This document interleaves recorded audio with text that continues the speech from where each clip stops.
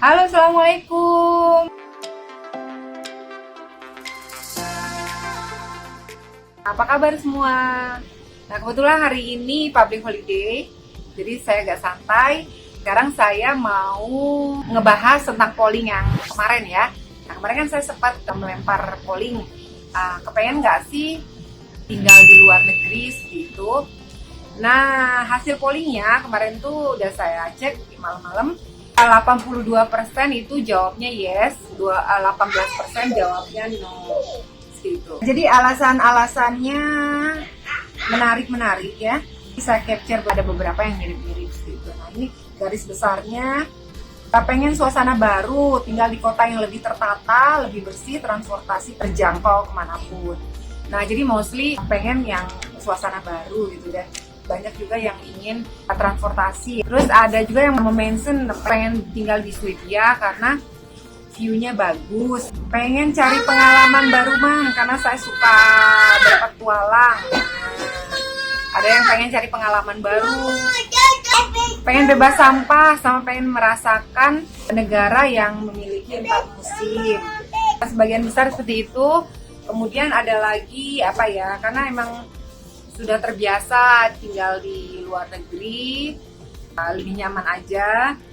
Nah, kemudian ada lagi yang mention pengen pindahnya ke Mekah karena dia ingin sholat 5 waktu di Masjidil Haram. Nah, itu lebih dari satu yang jawab itu. Seru Din, tertantang jadi mama mandiri. Ya, jadi kalau di luar negeri kita lebih mandiri. Rasa sih ya, sejak lahir saya sendirian. Maksudnya ya bukan artinya sendirian, ada pembantu. Kebetulan saya masih di negara Asia, jadi emang masih belum terasa ya, masih berasa privilege yang nyaman lah ya kalau di negara Asia, walaupun jauh dari keluarga itu berasa banget. Nah, mandiri yang ini banget ya. Tapi memang kalau saya sendiri masih kayak bantuan pembantu, ya pakai supir juga situ. Mungkin kalau nanti di Sydney udah beda lagi ya ceritanya. Kemudian yang jawab tidak, no, alasannya itu seputar kalau misalkan jauh tinggal di luar negeri itu jauh dari keluarga, jadi anak-anak interaksinya ke keluarga itu kurang. Nah, ini juga ya yang saya rasakan ya, jadi mereka itu baik ke keluarga saya atau ke keluarga suami agak kurang gitu, walaupun bisa dengan telepon friend atau video call kayak gitu ya, tapi tetap aja ya kalau anak-anak kan kalau nggak main langsung dia feelingnya kurang touch gitu ya. Terus ada yang lucu nih ya, takut karena di sana nggak ada ginger sama daun singkong. Masalah kuliner juga penting, jadi kayak daun singkong di sini juga ada sebenarnya, tapi di kampung-kampung gitu, jadi ada orang Indonesia yang sengaja nanam terus dijual ke kami, itu alhamdulillah. Secara umum ya mereka nggak makan daun singkong, ginger juga belum pernah sih nemu. Kalau sebenarnya makanan yang lainnya banyak orang Indonesia yang mereka pre-order, jadi emang kalau kangen gitu ya, ada yang nawarin pre-order PO apa gitu makanan gitu. Tapi tetap aja ya kangen ya makanan, terutama makanan di restoran atau di pinggir jalan di Indonesia itu kangen banget lah. Nah itu terus semuanya dari dua sisi itu bener ya, maksudnya yang bilang tidak mau dengan alasannya atau yang bilang mau pindah ke luar negeri dengan alasannya, dua-duanya benar karena setiap orang punya persepsi masing-masing dan punya goal masing-masing untuk keluarganya. Cuma ya itu perlu kita pahami juga konsekuensinya dari itu gitu. Kalau tinggal di luar negeri ya memang seperti itu, tapi kelebihannya seperti itu juga gitu. Jadi kalau saya mau tambahin ya garis besarnya memang kita jadi belajar adaptasi lagi dengan hal baru, terus belajar budaya baru, nah pertemanan dan persaudaraan gitu. Jadi nambah teman, nambah saudara. Kalau pindah tiap negara ada temennya, ada jadi keluarga gitu karena apa-apa bareng. Atau kalau kita kesusahan kan pasti yang paling pertama nolong orang yang terdekat kita, bukan keluarga yang jauh ya gitu. Jadi udah kayak keluarga, jadi keluarganya makin banyak. Kemudian yang dulu saya rasakan sebelum saya nikah, karena saya kerja, jadi secara finansial itu meningkat.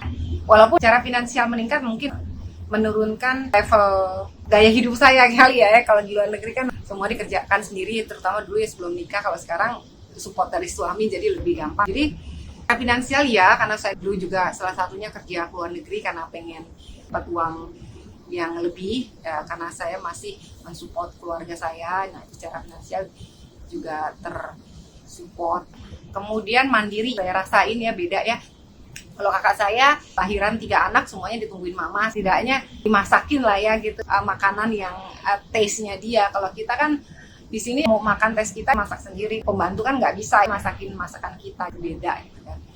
Jadinya ya bener-bener lebih strong gitu. Terus anak juga kalau mau kemana-mana harus mikirin nih, anak kalau udah jam pulang sekolah saya harus pulang, karena kenapa, saya walaupun ada neni, ada pembantu, nggak bisa langsung kasih kepercayaan ke mereka, masih ada sisi khawatir gitu, setiap hati. Nah, jadi mandiri, jadi kita yang harus memanage bagaimana kalau kita mau ada waktu untuk melakukan sesuatu tapi keluarga juga prioritas gitu, jadi mandiri.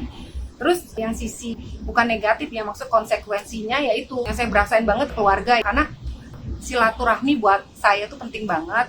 Selama ini mungkin bisa dari sekarang kan koneksi internet, media sosial sudah banyak gitu, tapi silaturahmi face to face itu efeknya tuh beda gitu ya, itu tuh benar-benar berasa.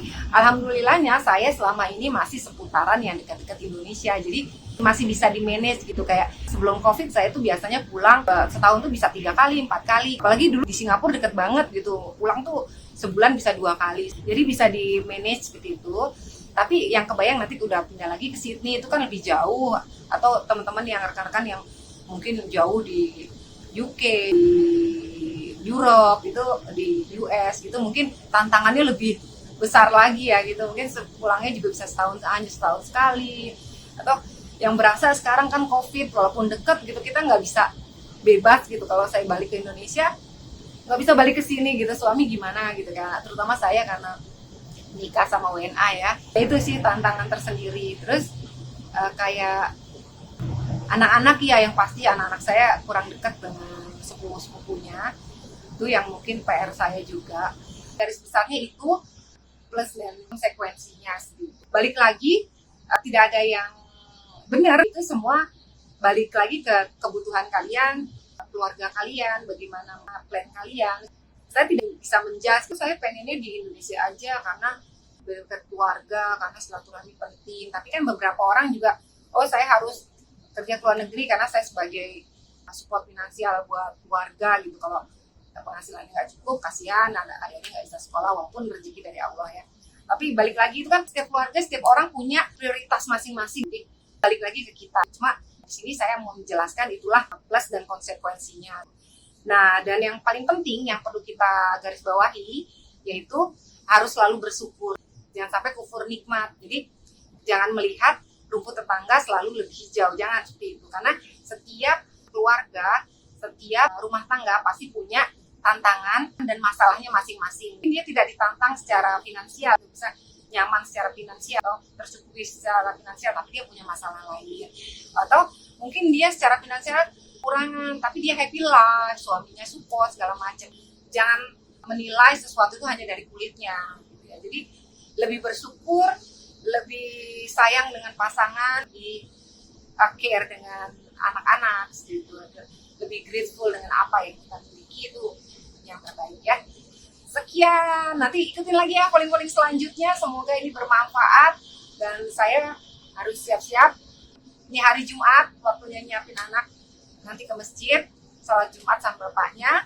Kemudian kita rencananya mau jalan-jalan ke akuarium habis sholat Jumat. Seperti itu, terima kasih untuk yang sudah nonton. Assalamualaikum warahmatullahi wabarakatuh.